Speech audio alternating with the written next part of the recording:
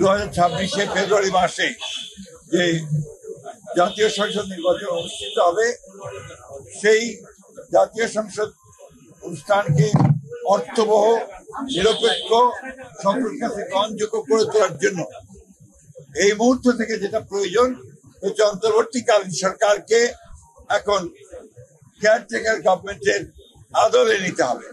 অর্থাৎ কেয়ারটেকার গভর্নমেন্টের বলতে আমরা যা বুঝাই, তত্ত্বাবধায়ক সরকার, সেই ভূমিকায় তাদেরকে যেতে হবে। সেই জন্য প্রথমেই যে বিষয়টির প্রয়োজন হবে তা হচ্ছে প্রশাসনকে পুরোপুরি ভাবে নিরপেক্ষ একটা ধারণা জনগণের মধ্যে তৈরি করতে হবে।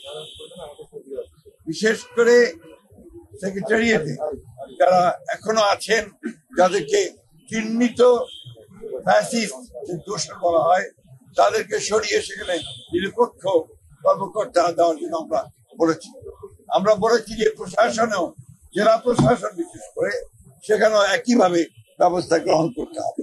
এবং আমরা কিছু কিছু কথা বলে এসেছি যেগুলো আমরা মনে করেছি যে তারা এখনো সেই পুরনো সরকারের, ফ্যাসিস্ট সরকারের স্বার্থ পূরণ করছে, তাদেরকে অবসানের কথা আমরা বলেছি।